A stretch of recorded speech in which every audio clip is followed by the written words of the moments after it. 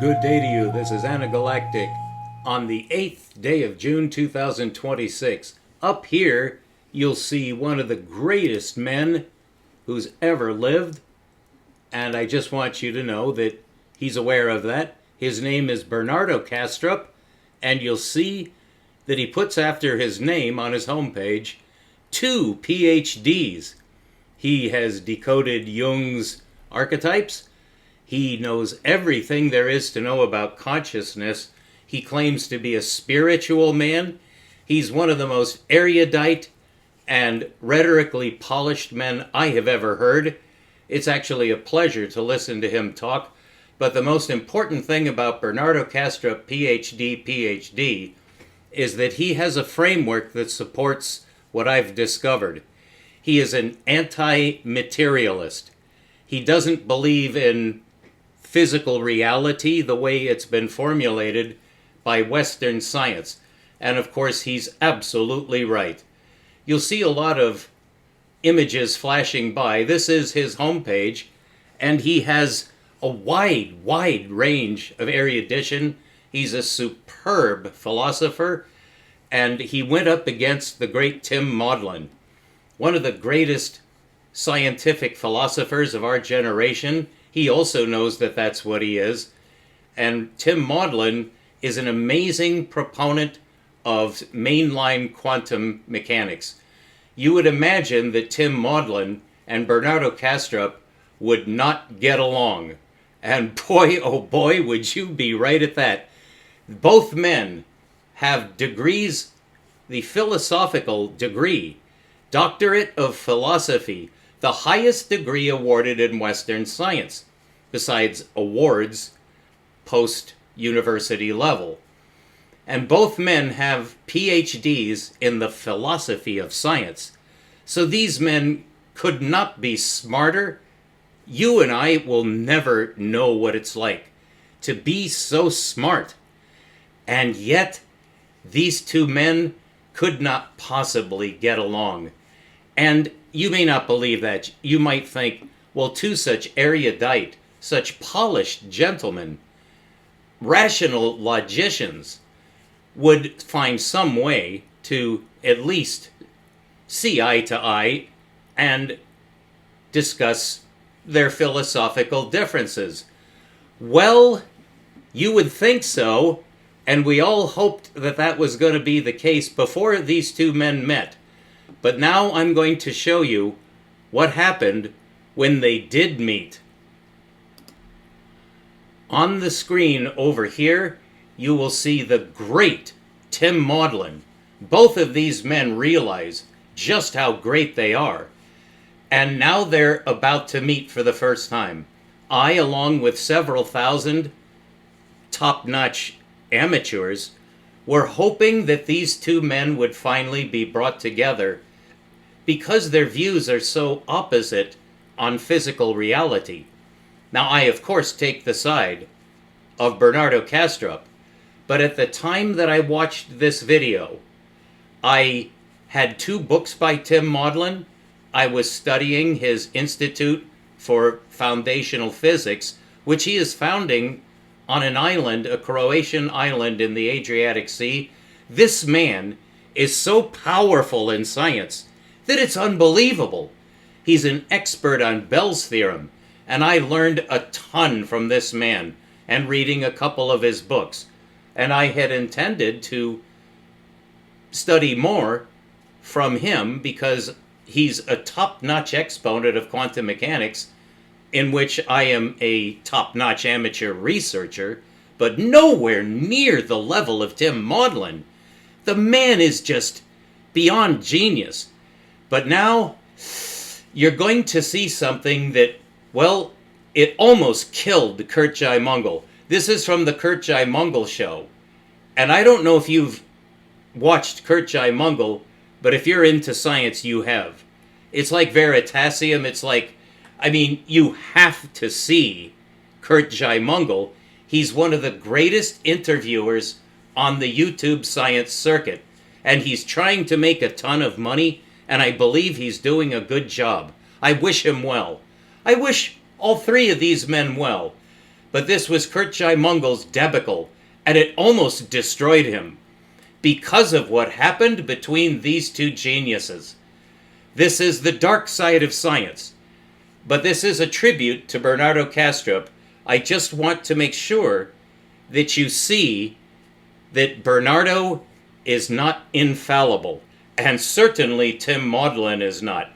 After what I saw here, this is about a 3-minute segment that you're just about to see. And you can watch the whole thing. Curt Jaimungal did not pull this video. And I thought that he had. But I think he might have taken it off for a little while to review it because he was about to cry. It's one of the most pathetic, most horrendous debacles in the history of science. The meeting of these two great minds. Holy Toledo. All right, I'm just going to play this, but I have to set this up. This will take a nanosecond. The experiments refute both hell. How could a physical experiment refute whatever? I don't know what you mean by physical realism, that there's a physical world. How could you do that? And all of those theories can describe the laboratory in purely physical terms. Can give you dynamics for the things in purely mathematical physical terms, and will predict exactly what happened. So the result of those experiments Cannot conceivably refute physical reality or physical realism, whatever you mean by that, because they're predicted by clear physical theories. So that's stupid. That's just stupid. it's all it refutes. It's just stupid. Sorry, let me finish. you have non-local theories like the pilot wave theory that's clearly non-local, collapse theory that's clearly non-local. They predict these results. That's just stupid. Okay, hold on. Professor, you're finished? Yeah. Okay. Curt, I'm not sure I want to do this. Somebody already responds. By saying this is just silly. When 80% of the community takes these statements seriously. This is a non-physicist. Let's start from that. No, He's let's not doing start from physical that. research. So if that's how he's going to behave, I'll stop right now. Somebody would just call us started with the phrase, we even have an interaction. I'm not going to do this. I love you, man. I really love you. But I'm up for a hard engagement, but not an engagement whose first word is, this is just silly. I love you, man. I really didn't want this, but this is not something I'm willing to do. And he's repeating things that are stupid. Many worlds theory is a grotesque Theoretical fantasy. Okay? So I'm sorry, I'm going to interact with this individual. You're the one who started it. Okay. You started with this thing like theoretical fantasies. You started with the insulting language. And I'm not going to sit here and listen to it and not give you the truth. And then The truth. Keep in touch with me by email.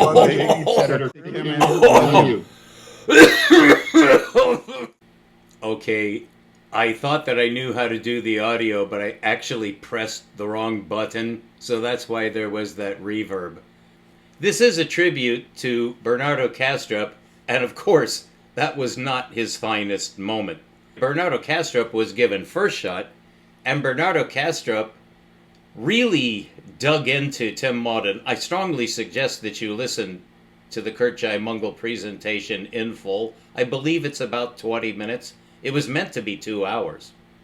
And I, with thousands of others, had greatly anticipated this meeting of minds, which should have been fruitful by all means.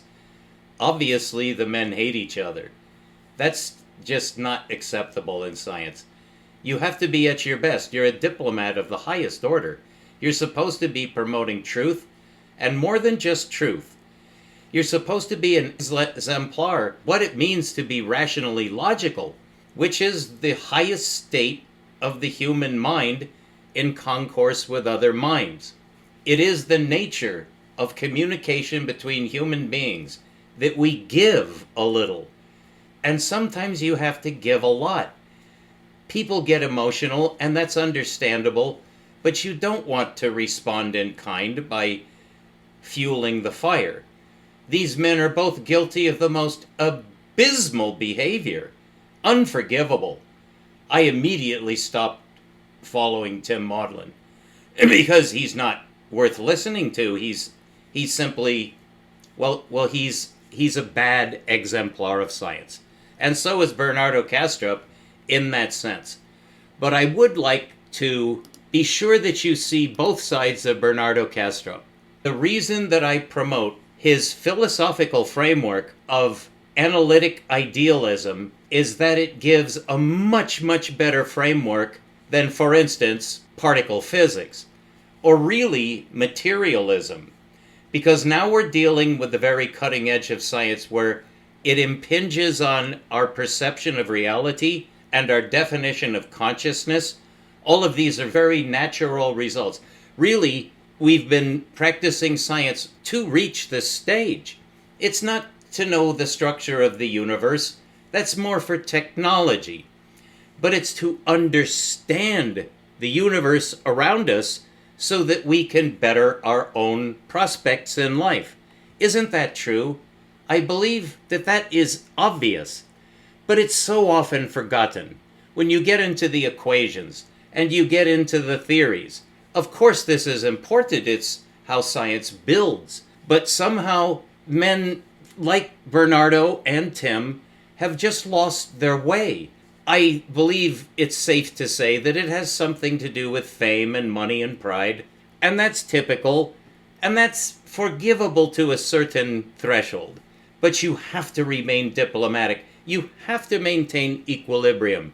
The next generation is looking up to us. Not so much myself, I'm an amateur, but when you have a platform, when you're considered to be an expert, you have to maintain a sense of decorum and dignity, as if you're a diplomat because that's what you are. You're representing the universe to people who want to know from experts how to think. I don't believe these men showed that. Be that as it may, I do want to say something about Bernardo Kastrup and his platform, which he has quite a following. It's even been called a cult following. I think that's a bit extreme. Bernardo is very important to me because of his new framework. There is a problem that I've noticed after reading several of Bernardo's books and watching dozens of his videos, including other interviews. He's a most extraordinary man. I also recommend looking into his history. He has an amazing history. He works at CERN. He does have 2 PhDs. And I'll tell you what, he's an amazing man. In general, I like him. There is something, though, that I have to point out. He fails as a scientist. I've heard him do this dozens of times. So this is not just an isolated, I'm not just picking the man apart. He believes in biological evolution, which, as you know, has been applied to humans as well as the ecology of animals and plants, which is all Darwin said at first, although in his second book, he caught up with Russell, who said that humans are also descended from the ecology. Now that has been disproved. I don't know if you know that. And if you don't know it, please don't hold it against me. Don't think that I'm some kind of religious nut. This is a purely scientific theory. It's a model of where humans come from. Well, that's very important to us. It's right at the top of the list. You have to know your origins, or you don't know who you are as a human. We have to know where we're from. Well, that actually is quite difficult to figure out, because how would you figure out where humans are from? The current prevalent model is speciation, of course, usually called Darwinism, these days called neo-Darwinism. All these terms have been developed. It's a Western idea that men, as it used to be said and is still said sometimes, it shouldn't be said because it's prejudicial, but you're descended from monkeys.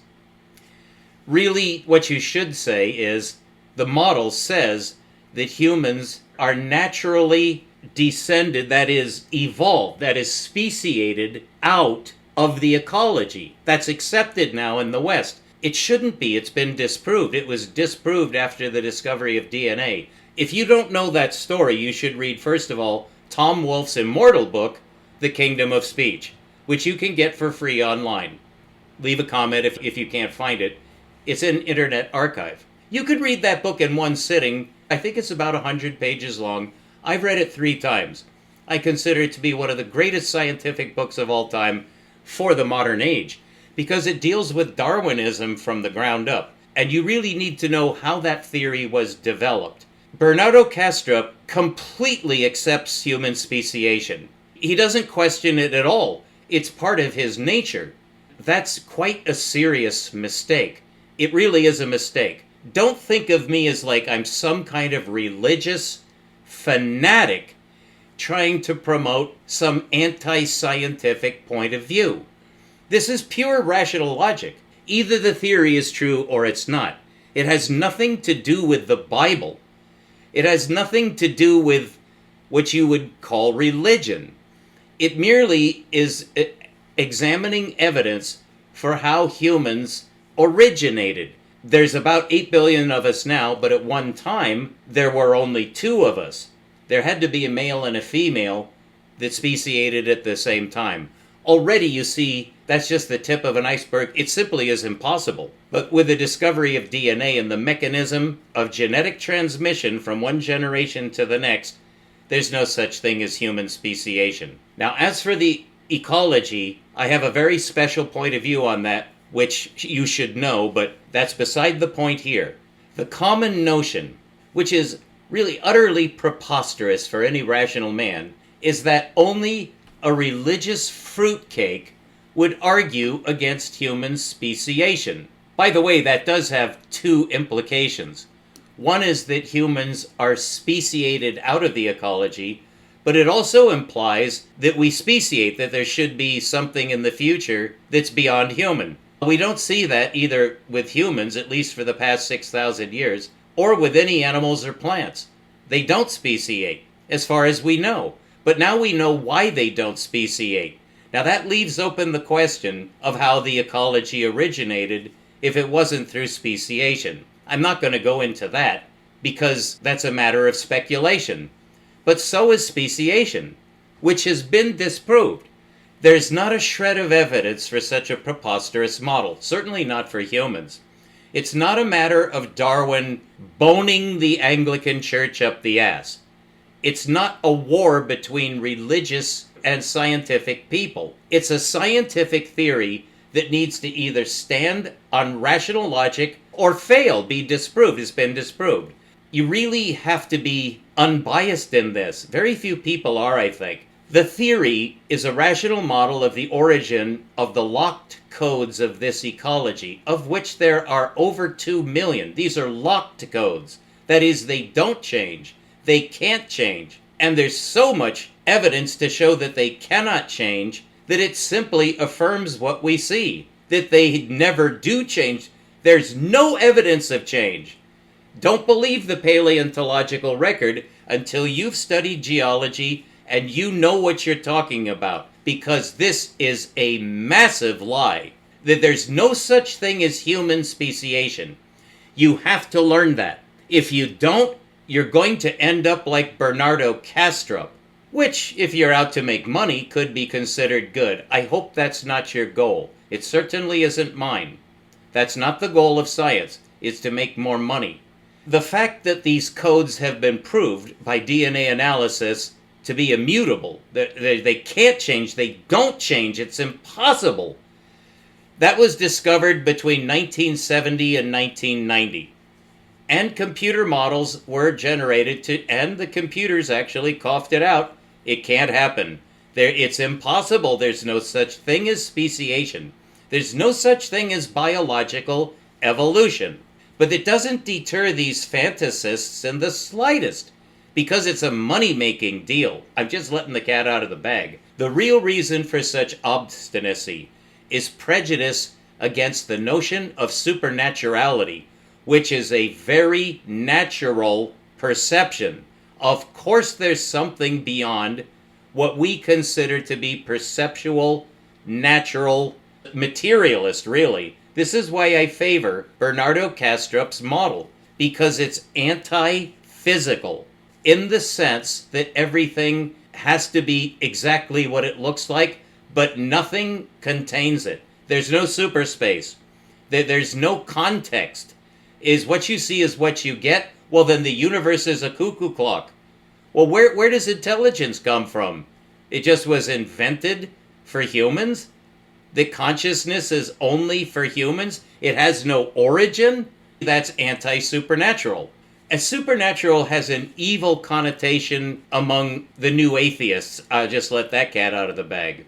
When you think that you're smart enough to defy human instinct that goes back 6,000 years and is 95% or more of all humanity do believe in supernaturality. You don't have to say God and open up a can of worms.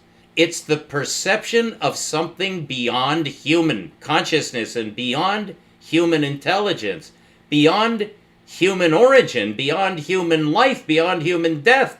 There's something permanent that is necessarily beyond what this ecology is, something higher than that. If there's not, we're all doomed. And I won't go into that, but I think you know what's happening in the world. It's not good. But it was good, and it still is good. It's just self-destructive. Well, is this Earth just going to be a burned-out cinder? You really have to think about these things before you adopt the platform of teaching other people about the nature of the universe. You'll end up hating. You'll end up hating anybody who believes in God. You'll end up hating anyone who has a human disposition based on some higher perception than you can achieve. Don't forget how limited you are, please. We're all beginners. We have to be tolerant. Science does not go against religion, ever. You don't do that. In short, you cannot be a scientist at all, nor in fact can you be a mature human being if you are an evolutionist, because that contradicts what science actually says. So you will end up being prejudiced if you're a biological evolutionist. And Kastrup is. So Kastrup is against God. It's as simple as that. He is. He hates religion, except in the knuckle-headed way he believes he's entitled to unilaterally define it. It's all or nothing in this game. If you promote human bioevolution, then you lose on all fronts. Your degrees are shit. And you can either remove your 2 PhDs, Bernardo Kastrup, from your name on your home site page, or you put in a paragraph stating that all of your earned so-called wisdom is anti-human and that you are a complete fake and deceiver. You believe in human evolution, then you're out of your fruit bat mind. You're a molester. You're an evil man. Kastrup is a pantheist, which means he cannot think rationally. In fact, he is gifted with a nearly perfect gift of rhetoric. He's extremely erudite. Therefore, even as I promote his marvelous framework, which defies materialism, so that's good, I am forced to expose this radically insane nutbag for the anti-scientist he actually is. Anyone who does not yet know that bioevolution is a hoax is not a rational man. You must stand against neo-Darwinism entirely, without equivocation. This takes precedence over all else. But no, not for the great Bernardo with 2 PhDs. He is too smart to set himself against false science because it would cut off his money pipeline. Oh yeah. You cannot have it both ways, Bernie baby. You're an evil creep, and I will oppose you in every way at every step. But I will promote your framework. It just so happens that the devil gave you a piece of important truth, but it didn't do you any good. Instead, you have decided to enlist against all of humanity, to help psychopaths in the new atheist movement to ruin the future of humanity, certainly in the white western sewer. And I believe that you will face judgment, not just in the future, at the bar none can escape, according to Islam. You will face my wrath, and you are going to feel it. Mark my words, sir. You side with genocidal mania. You are a virtual advocate of mass murder, and you're going to pay for your perfidy. You megalomaniac stuffed shirt. anti-spiritual dog. This is Anagalactic, bringing you the secrets of the universe. I had to get that off my chest because I will be talking about analytic idealism, but since I want to divorce myself completely from this asshole, I'm going to rename it synthetic idealism. And that will be the Anagalactic term, and that's copyrighted and trademarked, so don't try anything. All right, thank you very much. Keep looking up. We'll be right back. Thank you.